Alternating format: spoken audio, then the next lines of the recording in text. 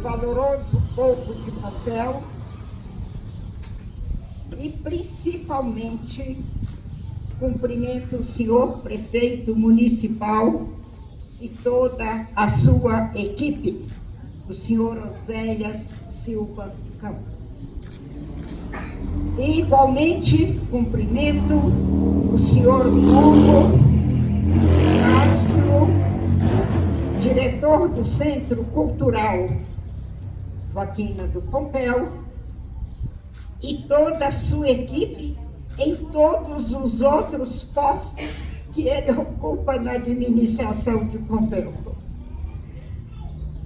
Saúdo o nosso querido e estimado bispo emérito de Oliveira, pompeano, ouropretano de primeira hora, aqui presente e que tanto nos alegra com as suas bênçãos e a sua rica personalidade.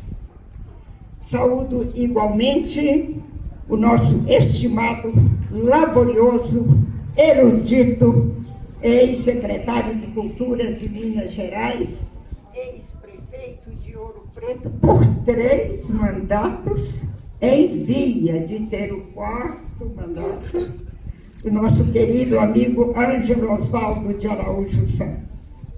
Saúdo todos os demais ilustres componentes da mesa, os convidados, os dignos e ilustres descendentes de Dona Joaquina, meus senhores, as senhoras e todos os amigos aqui presentes.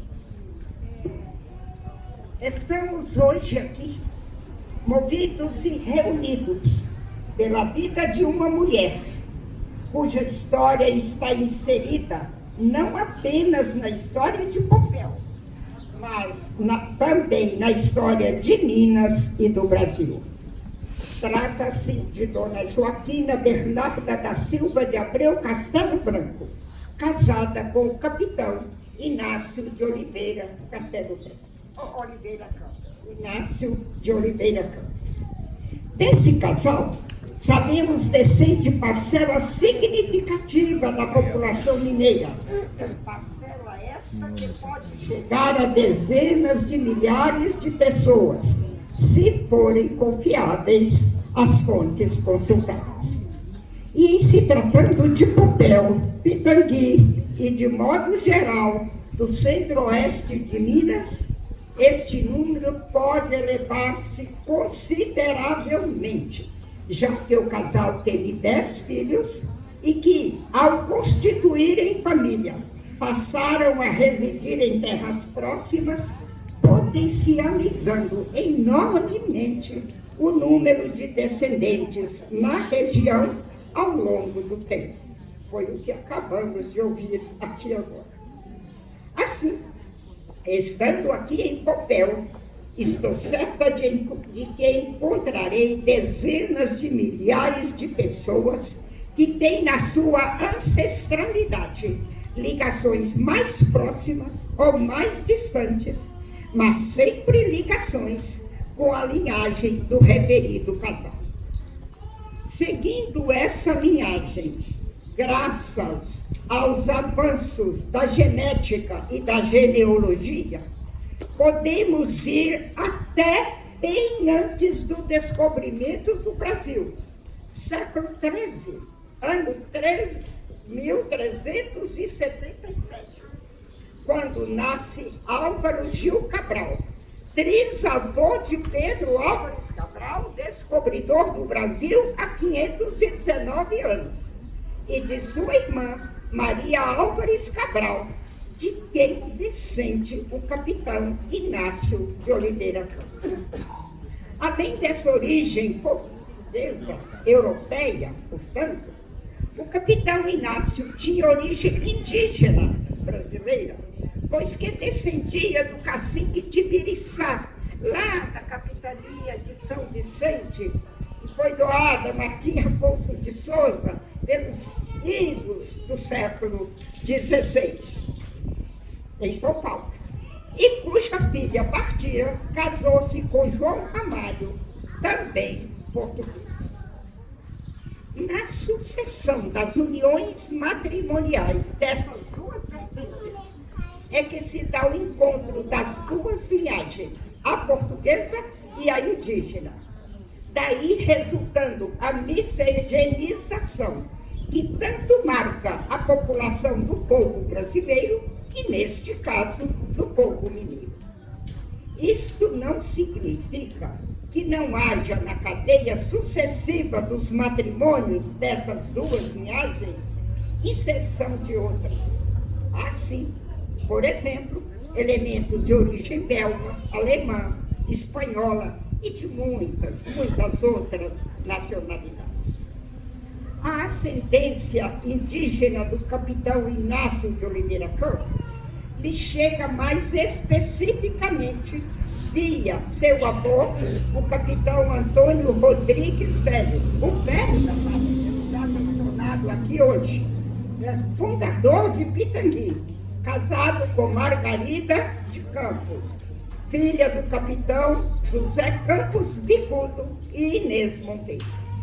Nesse casamento nasceu Ana Margarida de Campos, casada com o baiano Inácio de Oliveira, também já mencionado aqui hoje, que se tornaram os pais do capitão Inácio de Oliveira Campos, marido da dona Joaquina. Daí, porque o velho da taipa era avô do capitão Inácio e genro do capitão José Campos Bicudo. Os dois foram os primeiros moradores de Pitangui e se tornaram vultos importantes da história da região. Vemos assim entrelaçadas as origens de Pitangui e de Pompéu. Pitangui é mãe de Pompéu não só pela cessão de suas terras, mas também pelos laços sanguíneos que ligam suas gentes, tornando cordial e fraterna a relação entre pitangueses e pompeanos. As linhagens do capitão Inácio de Oliveira Campos junta-se por força do matrimônio a linhagem portuguesa de Dona Joaquina do Pompéu, filha dos portugueses, Dr. Jorge de Abreu Castelo Branco e Dona Jacinta Teresa da Silva, também portuguesa. E que, por coincidência, né, nasceu lá na ilha de Faial, no arquipélago dos Açores, mas pertencentes a Portugal. O Dr. Jorge descendia de tradicional família do norte de Viseu, com ancestrais históricos em Viana do Castelo, bem mais ao norte de Portugal. Isso reforça a ascendência portuguesa de seus descendentes, todos os senhores e senhoras. E muito embora não seja provavelmente a mesma linhagem, a linhagem portuguesa do capitão Inácio e de Dona Joaquina, são ambas portuguesas. Trago-lhes essas breves informações e comentários sobre a genealogia do casal, para lembrar-lhes as linhagens que muito ilustram e honram todos os senhores e senhoras descendentes do famoso casal. São linhagens cujo DNA carrega há séculos e séculos uma história ancestral de grandes vultos históricos responsáveis por grandes feitos. São todos homens e mulheres valentes, destemidos, empreendedores, bastando lembrar-lhes, entre muitas e muitas outras, as figuras de Pedro Álvares Cabral, descobridor do Brasil, Fernão Dias Paz Leme, o caçador das esmeraldas, Bartolomeu Bueno da Silva, o Anhanguera, Domingos Rodrigues do Prado, o valente homem da sedição de Pitangui, e muitas outras. A honra de pertencerem a estas linhagens corresponde à responsabilidade de serem dignos dela. homenageando todos esses vultos, inclusive os aqui não mencionados, e muitos já foram destacados. Eu chamo a atenção para o capitão Inácio de Oliveira Campos, homem de grande coragem e força de trabalho, que desbravou os sertões da bacia do Rio das Velhas, chegando até o Paranaíba. Abriu caminhos destacando a Picada de Goiás, trecho de Pitangui até Paracatu, ao longo do qual foram concedidas sesmarias que deram origem a vários núcleos populacionais. Enfrentou ele os rigores das grandes chuvas e enchentes, do sol ardente, das matas densas, povoadas de índios, animais ferozes, cobras venenosas.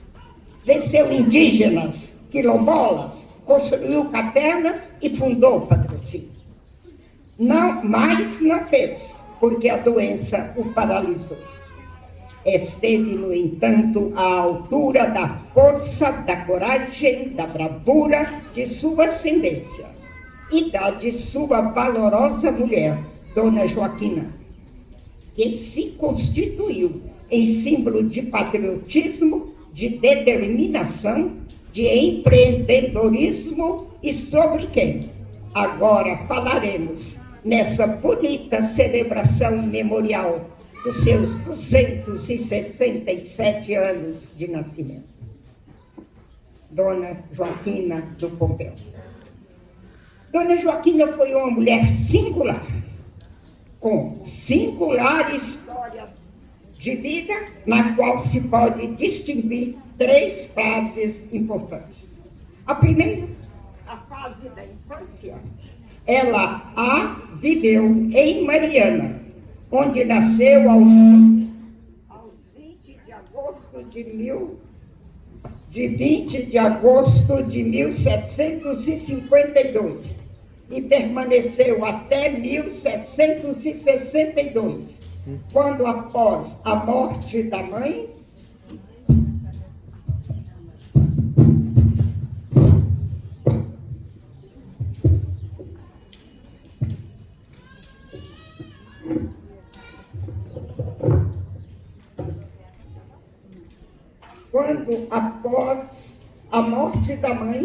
o pai, Dr. Jorge de Abreu Castelo Branco, transferiu-se com a família para Pitangui. Em Mariana, ela viveu, pois, 10 anos, na época em que a cidade era a capital da capitania de Minas e, como tal, o centro político e religioso, também administrativo. Foi ali que ela, filha de advogado e ex-seminarista, o Dr. Jorge somente se tornou padre após a morte da esposa em 1762. Repito, foi ali que ela, filha de advogado e ex-seminarista, inserida no contexto cultural e religioso da época, conheceu a beleza, o Fausto, a riqueza do barroco, não só na decoração das igrejas, como também nas celebrações religiosas memoriais, nas fervorosas novenas e trezenas, nas belas e solenes procissões, nas lindas noites de coroação de Nossa Senhora. Foi ali que ela aprendeu as cantigas populares, brincou de roda, de esconde-esconde, de pique. Foi ali, na Mariana Seticentista, que ela viveu com sua mãe até os 10 anos e que aprendeu as primeiras letras e com os pais os princípios básicos da moral cristã e as boas normas da conduta social e cívica. A infância marianense de Dona Joaquina marcou-lhe decididamente a personalidade, aberta a assuntos e interesses como a política, os negócios, a vida pública, a que não se devotavam as mulheres de então. A segunda fase de sua vida, pré-adolescência, adolescência, parte da vida adulta, foi vivida em Pitangui, onde, ainda menina moça, casou-se com o capitão Inácio de Oliveira Campos e teve todos os seus 10 filhos. Foi em Pitangui que o casal começou a construir sua família e seu patrimônio. Já a essa época, Dona Joaquina demonstrava sua fé, interesse pelos negócios e pela política, revelando-se também boa católica, ajudando a igreja e aos irmãos mais necessitados. A terceira fase, ela viveu na fazenda do Pompéu, adquirida do senhor Antônio Pompéu Taques, entre 1784 e 1792, não se tem por muito definida essa data. A partir daí, cresceu muito o patrimônio da família. Por um lado, com as grandes empreitadas que o capitão Inácio levou a termo, abrindo os caminhos para o oeste. E por outro, com a direção dos negócios e a administração enérgica e segura das fazendas pela Dona Joaquina.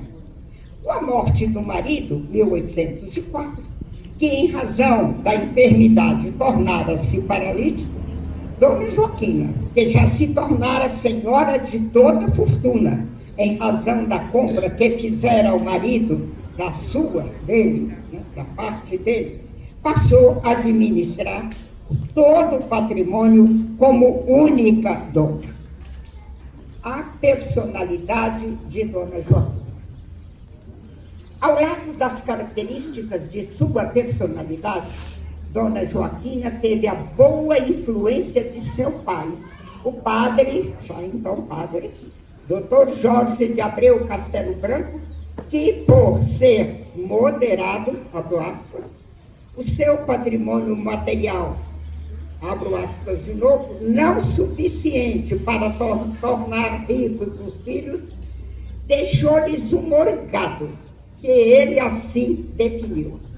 Abro aspas, instrução que deixo a meus filhos com a recomendação de que se governem por ela, tomando cada um em particular para si as advertências que lhes faço. Na verdade, o morgado era e é um testamento moral, como já disse Lindolfo Xavier, escrito para os filhos. Compõe-se de 15 pequenos documentos ou recomendações sobre os seguintes assuntos ou temas: amor a Deus, fé, crença na igreja, prática das virtudes, observância da humildade, prática da verdade, flexibilidade e concórdia, fidelidade, ira e vingança, amor às letras, à filosofia, à teologia, simplicidade, patriotismo, prudência. Constituem-se todos esses temas de ensinamentos, recomendações, reflexões, ricas de conhecimento e sabedoria, que podem ser vistos como muito atualizados e úteis aos dias de hoje, salvo uma ou outra recomendação.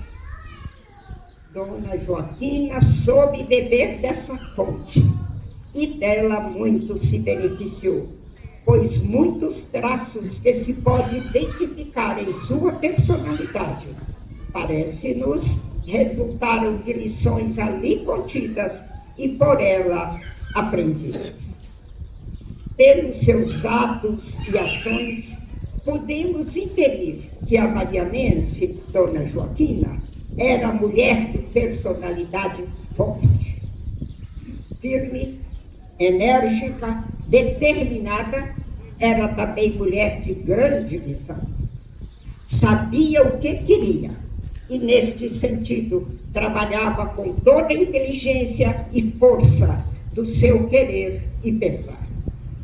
Tornou-se, como já vimos, grande administradora de imensas extensões de terra e de valiosos outros bens, sobretudo no campo da agropecuária. E isto seja observado no contexto de uma sociedade patriarcal. Era líder nata. Sabia impor-se e fazer-se respeitada. Sabia também ajudar a quem verdadeiramente precisava de ajuda e a castigar a quem castigo merecia, segundo o seu julgamento. O que eu sempre digo sobre Dona Joaquina, eu vou repetir aqui agora. Para muitos, ela era um anjo. Para outros tantos, uma megera. Para mim, nem uma coisa, nem outra. Era, sim, uma cidadã, à moda das práticas e costumes do seu tempo. Cidadã que tanto sabia fazer uso dos seus direitos, como cumprir seus deveres, tudo entendido com o contexto da época, de acordo com o contexto da época em que ela viveu. Foi sempre uma grande patriota. Soube amar e servir o Brasil em momentos críticos de nossa história, ajudando patrioticamente seus governantes, como, por exemplo, quando da vinda da corte portuguesa para o Brasil, fugindo das guerras napoleônicas, e quando das guerras que surgiram após a independência do Brasil. Em um e outro caso, socorreu, respectivamente, a Dom João VI com alimentos, mantimentos e gado para cerca de 12 mil pessoas. Os autores às vezes dizem 15 mil, outros dizem 8, 9 mil. De acordo com as minhas pesquisas, que quase que foram exaustivas, eu chego à conclusão de que essa população foi mais ou menos em torno de 12 mil pessoas, integrantes, né, da corte portuguesa, que necessitavam de moradia e de alimentos na então pequena cidade do Rio de Janeiro e que não tinha condições de os oferecer em tamanha proporção. Igualmente, socorreu a Dom Pedro I com alimentos para as tropas que lutavam na Bahia contra os opositores de nossa independência. Na ocasião, colocou ainda à disposição de Dom Pedro tudo quanto possuía para auxiliá-lo nos embates pós-independência, consoante consta de uma das proclamações feitas pelo capitão Joaquim Antônio de Oliveira Campos, há uma descendente dele aqui, né? Seu filho caçula, e dirigida a Dom Pedro I, onde se lê, abro aspas, é a parte final da segunda proclamação que o capitão fez à época. Resta ainda dar-vos uma ideia dos meus sentimentos. Ele, o capitão Joaquim Antônio de Oliveira Campos, se dirige a Dom Pedro I. Então, resta ainda dar-vos uma ideia dos meus sentimentos. Resta comunicar-vos em parte o zelo e o patriotismo de que me acho animado. Resta ainda assegurar-vos um penhor de que serei constante companheiro nos vossos trabalhos, nos vossos perigos e na vossa glória. Portanto, contai já de agora com os meus bens, ficando sempre salvo o vosso soul. Contai igualmente com os bens de Dona Joaquina Bernarda da Silva de Abreu Castelo Branco, minha mãe, porque estou autorizado a fazer-vos este puro oferecimento. Aceitai-o, pois, não como rasgo de generosidade, porém sim como um dever e demonstração de fidelidade, honra e adesão pela salvação da pátria e pela defesa de nosso augusto imperador. Fecho aspas. Meus senhores e minhas senhoras, eu não conheço na história do Brasil nenhum gesto tão alto de patriotismo, tão generoso quanto este. Esta é a ascendente de todos os senhores.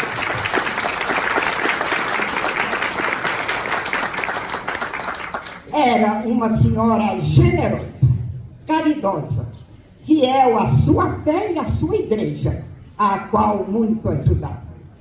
mesmo depois de mudar-se para a fazenda do Pompéu, continuou cuidando da Capela da Penha de Pitangui, dos presos da cadeia, alimentando os doentes vítimas das epidemias, pois mantinha um sacerdote na fazenda para dar assistência espiritual, onde ela construiu outra capela e onde havia sempre celebrações e atendimentos espirituais regulares a todos os que lá viviam, moravam, trabalhavam.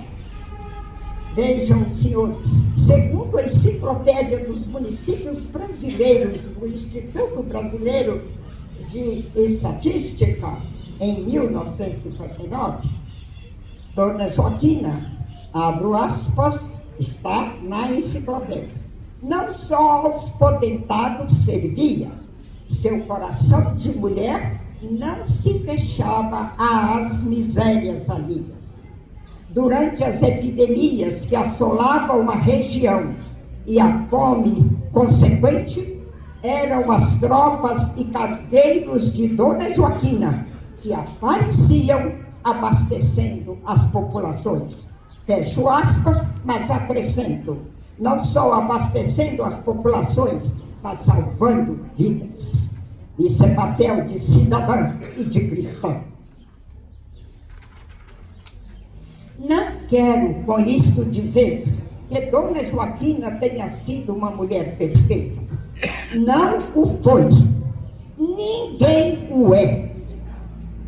Como todos nós, tinha suas fragilidades, idiosincrasias, faltas, defeitos, pecados. O que não podemos negar é o seu patriotismo, a sua coragem, a sua bravura. As grandes causas que ela abraçou e defendeu, como a da liberdade, a da independência, a importância de sua liderança, o seu prestígio político no Brasil de então, os testemunhos de fé, de cidadania, de ajuda aos mais necessitados e a importância da sua descendência, os senhores e as senhoras, para Minas e para o Brasil. Eleva-se a dezenas de milhares o número de descendentes espalhados não só por este vasto e belo oeste mineiro, como por todo o estado de Minas e pelo Brasil afora, incluindo-se entre eles descendentes respeitáveis e dignos homens públicos, tais como presidentes da República, governadores de estado, senadores, juristas, deputados federais e estaduais, bispos, sacerdotes, ministros de estado, profissionais liberais, professores, enfim, patriotas de todas as classes e níveis sociais, que têm prestado e prestam grandes serviços à pátria.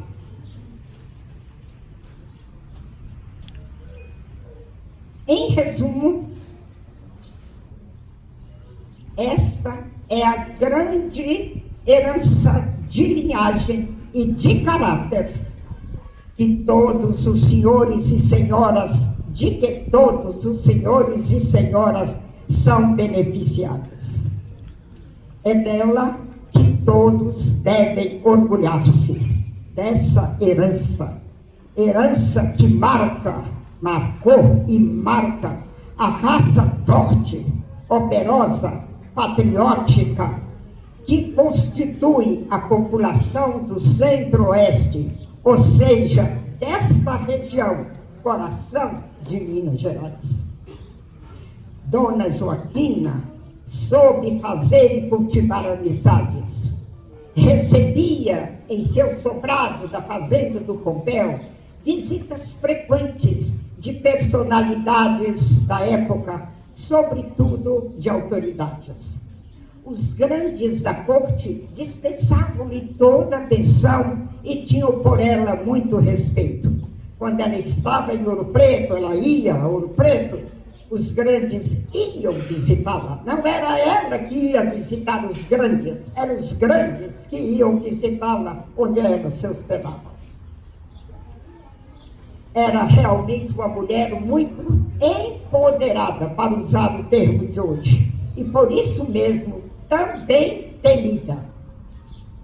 Não lhe faltaram desafetos, críticos, invejosos, mas quem se livra deles?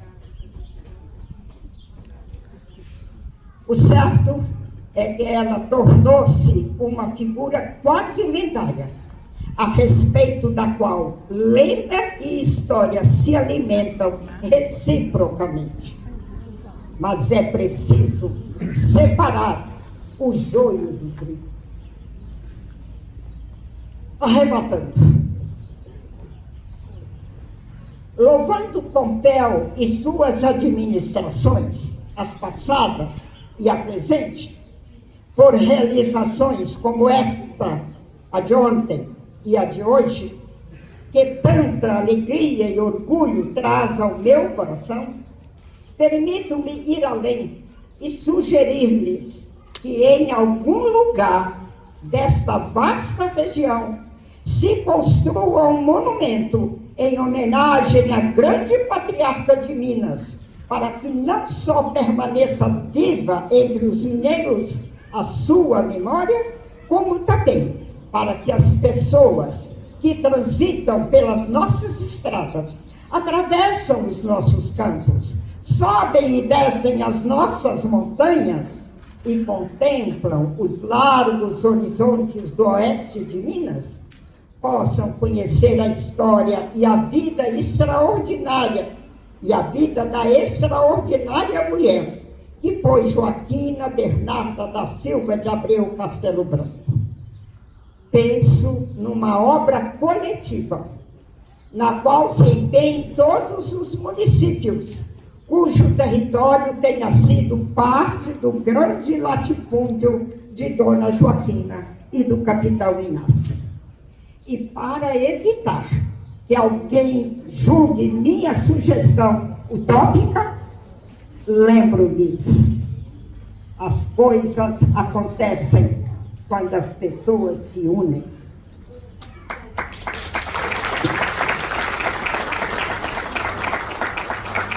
Vou mais além, que se introduza no currículo das escolas municipais, senhor prefeito, uma unidade didática sobre a história, a vida, as realizações dessa grande mineira. E é bom que se comece em casa. Pompeu, pelo quanto tem realizado em favor da memória de Dona Joaquina, pode capitanear todas essas ações e movimentos. E, and the last but not the least, quero agradecer profundamente a administração de Pompeu, na pessoa de seu prefeito, Oséias da Silva Campos, e particularmente ao diretor do Centro Cultural Joaquina do Pompeu, o caro, estimado amigo e afilhado querido Hugo de Castro, a honra de portar a comenda Joaquina do Pompeu. E tanto enche de gratidão o meu coração e de orgulho a minha mineiridade. Isto faz crescer minha admiração por esta terra, cuja história tenho o dever de conhecer e divulgar, como associada correspondente do Instituto Histórico e Geográfico de Pompeu. Quero também apresentar-lhe os cumprimentos e os aplausos do Instituto Histórico e Geográfico de Minas Gerais, que por ato de sua presidência me faz aqui representante da instituição. Sintam-se, pois, todos abraçados, cumprimentados fraternalmente pelo nosso Instituto Histórico e Geográfico de Minas Gerais. E para finalizar a minha fala, peço a todos que, junto comigo, de pé, saudemos a memória de Dona Joaquina do Pompeu e os abençoados 80 anos dessa próspera cidade de Pompeia, com uma perdosa e entusiasmada salva de